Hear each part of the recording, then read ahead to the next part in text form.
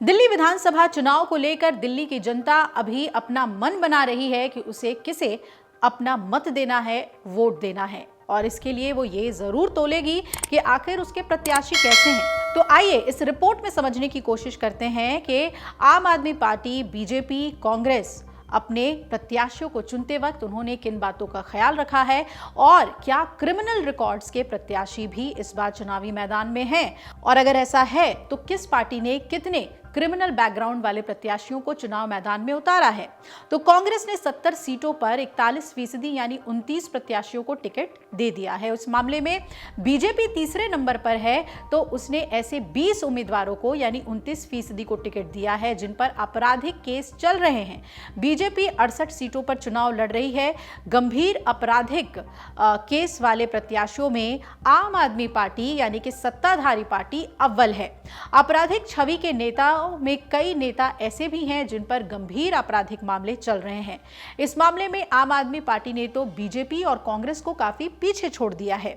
दोनों विपक्षी दलों के गंभीर आपराधिक छवि वाले नेताओं के कुल योग से भी कहीं ज्यादा टिकट आम आदमी पार्टी ने दिए हैं, यानी कि जितना कांग्रेस और बीजेपी ने मिलकर आपराधिक छवि वालों को टिकट दिया है उतना अकेले ही आम आदमी पार्टी ने दिया है।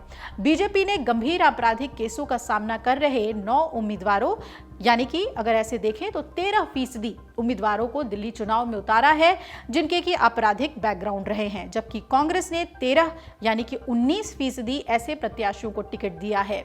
इस तरह से इन दोनों दलों के गंभीर आपराधिक केसों वाले प्रत्याशियों की जो जोड़ संख्या है वो 22 होती है, जबकि आम आदमी पार्टी की बात करें तो ये इनसे कहीं ज्यादा आगे निकल गई है। 41% यानी कि 29 प्रत्याशियों को मैदान में आपने उतारा है जिन पर आपराधिक केसेस दर्ज हैं।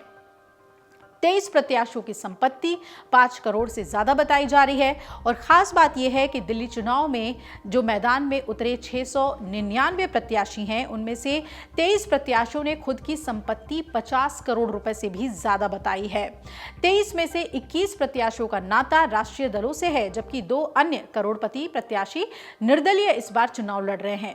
दिल्ली चुनाव में इस बार 699 प्रत्याशियों के बीच ही मुकाबला है और चुनाव के लिए 1522 नामांकन दाखिल किए गए थे, जिनमें से 999 ही स्वीकार किए गए। 487 नामांकन को खारिज कर दिया गया। अब यहां पर देखना यह महत्वपूर्ण हो जाता है कि आखिर जो आपराधिक छवि वाले नेता हैं वो चुनाव में कहां आगे निकलते हैं। क्या जनता उनके आपराधिक छवि को ध्यान में रखते हुए उनके खिलाफ वोट करती है और एक स्वच्छ छवि वाले नेता को चुनती है, या फिर आपराधिक छवि होने के बाद भी उन्हें जीत मिलती है। लेकिन बीजेपी और कांग्रेस से आगे सत्ताधारी पार्टी का ऐसे उम्मीदवारों को चुनना, चुनाव मैदान में उतारना कई सवाल खड़े करता है। अमर उजाला जीवांजलि के सारथी की मदद लें और महाकुंभ में स्नान जरूर करें।